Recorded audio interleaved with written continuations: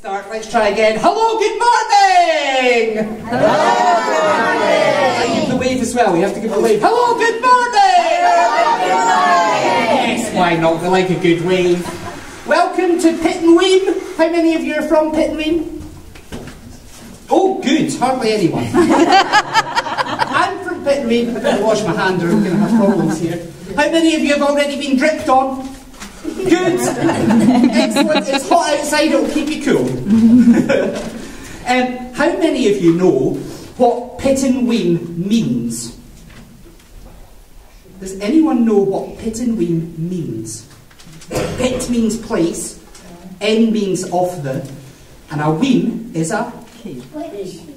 Not a witch, there were witches. Some would say there are still witches. Oh, let's not. Not the witch, it's the place of the cave. That's right. Were you going to say that? I thought that. And this is the cave. Long, long, long ago, St. Fillan landed here. And he came into this cave, and the story is that St. Fillan was able to read his Bible, even though there was no electricity and there were no lights, because he had the benefit of having an illuminated arm. Yes. So that he could read his Bible by the light of his illuminated arm. So if St. Fillan had never had a light-up arm, then Pittenweem wouldn't exist, the Pittenweem Arts Festival wouldn't exist, nobody would live here, and it would just be a nice bit of beach. It's still a nice bit of beach, which is good. So it's really nice to be back in Pittenweem. I'm going to tell you a story today from ancient Greece. Is that okay? Yeah. Good. I said, is that okay? That sounded a bit, might be okay. Is that okay? Yeah. Good. Excellent. I hope nobody gets too scared. Because there are a few scary bits and there are a few sad bits as well. Oh. And what we'll do is, at the end, I'll make sure that I can stick about and you can all come and see this thing as well. So if you like that, then you can come and see that as well. Okay? Right.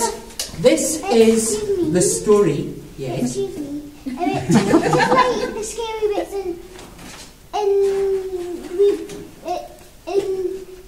the movie that we were watching yesterday. I didn't see the movie you were watching yesterday, but I'm sure it's very different. Yeah. It'll be okay. Yeah, but there were a few scary bits in that one as well. Okay, could you stand up a minute? Because I want to show everybody what this little boy's t-shirt says. Turn right. Turn right. Genius. Brilliant. Applause for this little boy. You can sit down now, well done. This is the story of Daedalus and Icarus.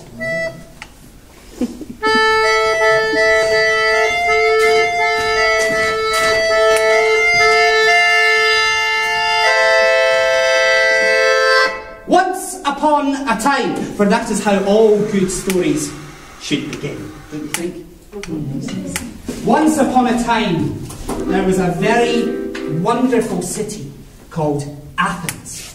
Athens with its shining temple, the Acropolis, the Parthenon sitting up on the Acropolis, shining in the sunlight, all bright colours. Athens with its clever people, its ingenious philosophers, its politicians, its inventions. And in Athens, there lived a very, very clever inventor whose name was Daedalus. Daedalus was an incredibly impressive man. Oh, yes, Daedalus was one of the best inventors in Athens. He could make all sorts of things. Yes, it's true. He could make all sorts of things. He used to make little children's toys. He used to make all sorts of ingenious things that no one had ever thought of before. Daedalus was a very clever man. Daedalus didn't work alone, of course. He had two little helpers. One was his son.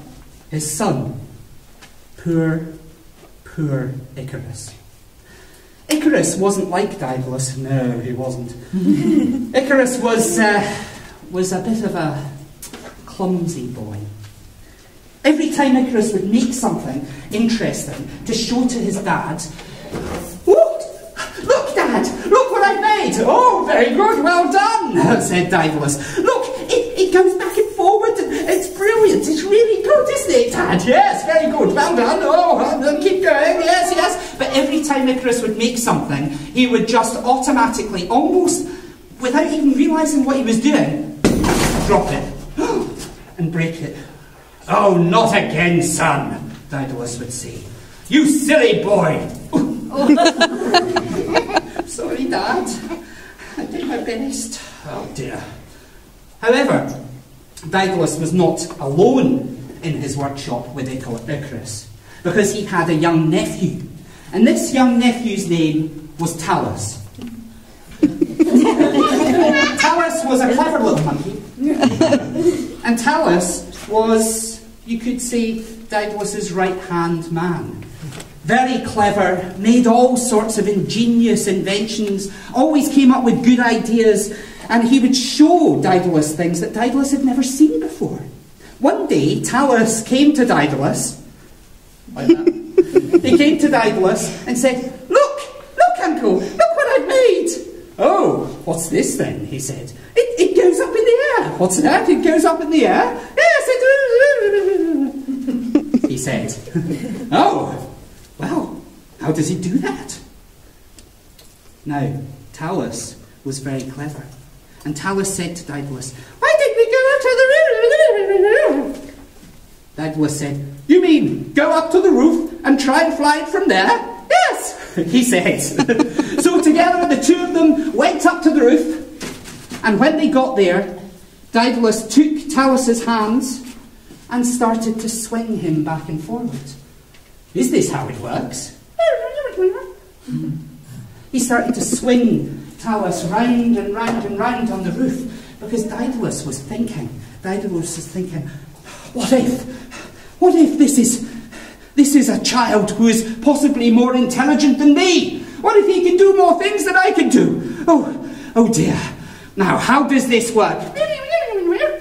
Said Talus, and he started to swing Talus round and round and round and round and round on the roof, and perhaps meaning it, maybe not meaning it, Daedalus, without quite realising what he did, let go!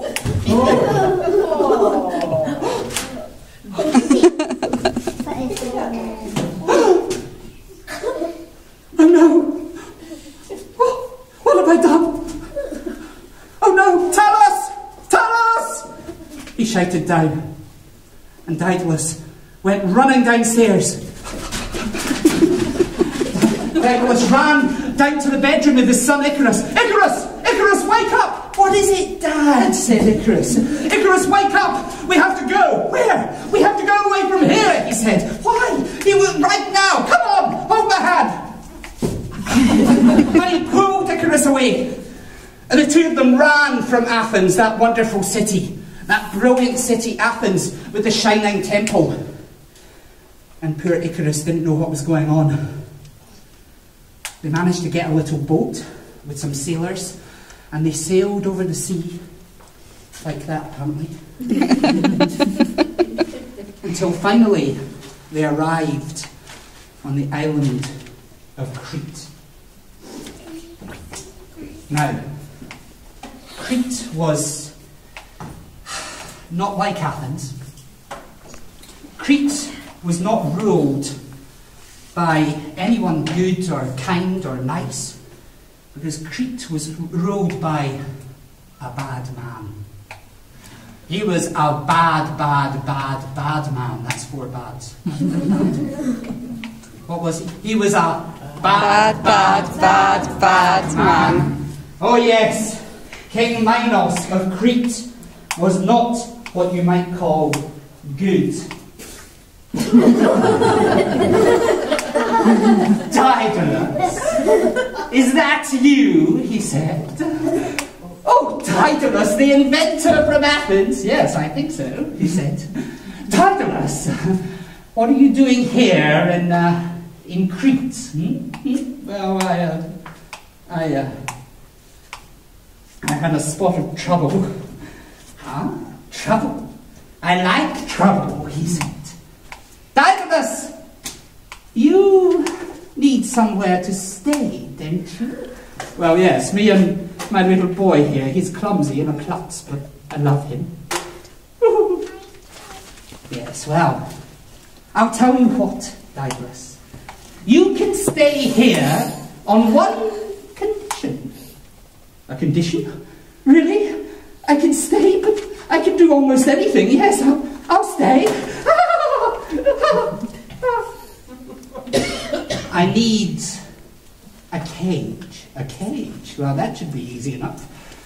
I need a cage for a creature.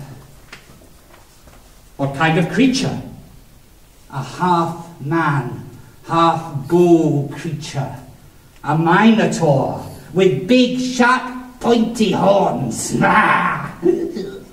Oh, that doesn't sound very nice. No, it's not.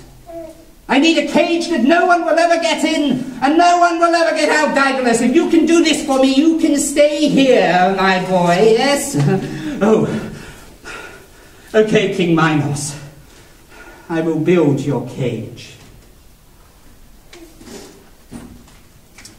Daedalus didn't know what he was getting into, because sometimes when you get involved with the wrong people, all sorts of terrible, awful things can happen. But Daedalus and his little son Icarus set about building this cage, but it wasn't any normal cage. It was a maze, a labyrinth with winding paths and all sorts of places where you might never ever find and might never ever escape. Oh yes, very good. Hello. What are you doing in the labyrinth? Daedalus and Icarus built this labyrinth, and finally, after a while, Daedalus went back to King Minos and said, "Your cage awaits!" "Ah, good," said Minos. "I'm delighted." "Guards, seize him!" "What? What? This wasn't in the arrangement. I should have written a contract. Get him! Get his arms behind his back, if you can. And throw him in that labyrinth. What? Ah! Icarus was equally terrified as the guards came and caught him and grabbed him and threw him in this cage with his dad. Poor Icarus stood there, trembling. "Dad, what have we done? Oh, we're in a big nasty cage with a horrible big monster!" That's exactly what he said, by the way. "Yes, I know. But son, don't worry."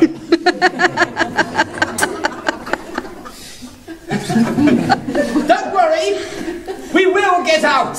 Yes. Do you really think that I would have built a cage that would have no way out?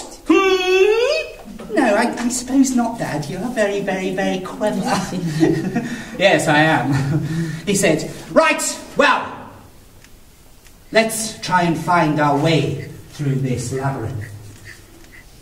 Daedalus and Icarus. Icarus the innocent and Daedalus the murderer began to work their way through the cage.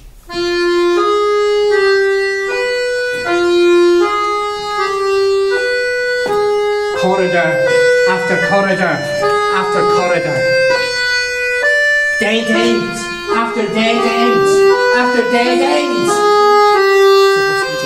And all the time, the bellowing monster growled in the dark.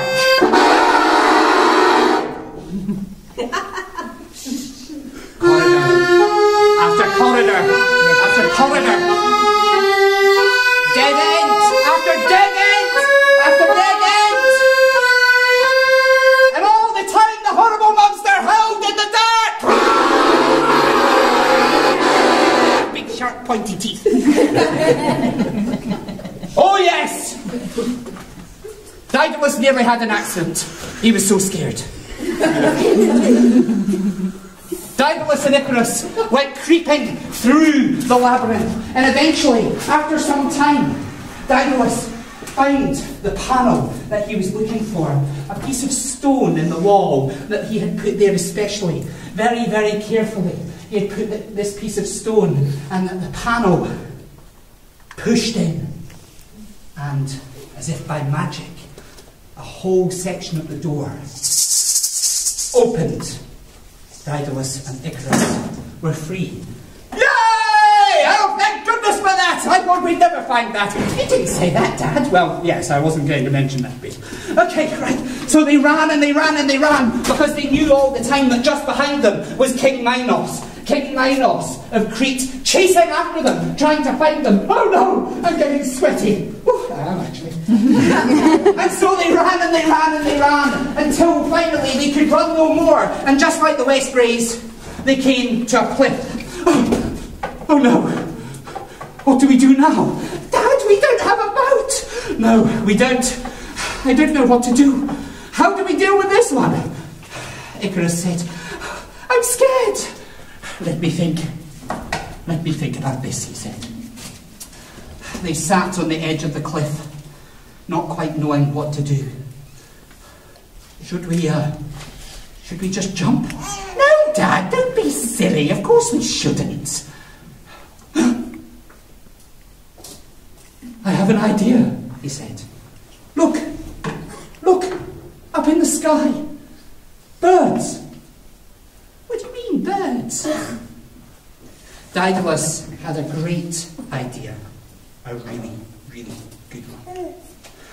He found some pieces of wood, and out of those pieces of wood he made a frame. They cut a bird, plucked all its feathers out, and got some beeswax. And to this frame of wood, they stuck the feathers to make wings. Don't look good like this. Daedalus, the murderer, and Icarus, the innocent, stood on the edge of the cliff together. Or they might try to. They stood on the edge of the cliff together, waiting. So, Dad, said Icarus, so you want us to jump off this cliff? Yes. Are you sure that's a good idea? Yes, of course. No, not really. Together, the two of them jumped off, and together, both of them started to fly. Look! Look, we're flying, it's working! Yes, it is! Look, Dad! Look at this! Now listen, he said as they set off. Listen to me very carefully. Don't fly too low, or the sea spray will soak your wings, and you'll get swept down into the rocks. And don't fly too high, or the sun will melt your wax wings, and you'll molt like a mangy dog. Now, did you hear that? Yes, don't fly too high or too low, said Icarus. Yes, I heard. And they flew, and they flew, and they flew. Can you help us? Help us. They flew, and they flew. Adults as well. Come on. Adults as well. They flew. They could see all the little boats below them. Oh, look! Herring! I don't know how they saw herring, but they did. And they flew up higher and higher. Icarus went, Dad, I want to try a loop-de-loop. No, absolutely not. You may not try a loop-de-loop, he said. And Icarus went, oh, just one little one. Icarus did a little loop-de-loop. He flew a bit higher. He was so excited. He had forgotten what his dad said to him. Son, remember what I said. Remember not to! But it was too late. Icarus's wax wings started to melt, and the feathers fell one by one like snowdrops into the salty sea, until Icarus landed alone on the rocks.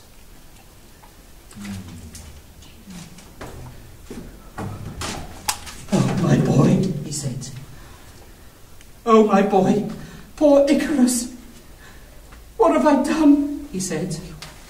Stupid, clumsy, thoughtless. But I loved you.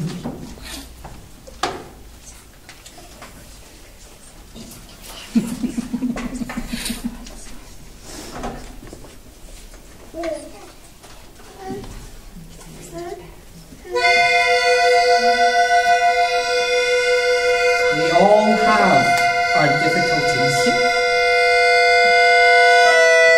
We all have labyrinths we're trying to work through. Some of us find a way out. Some of us think we can fly. Every one of us is curious. And so it was with the story of Daedalus and his son, Icarus.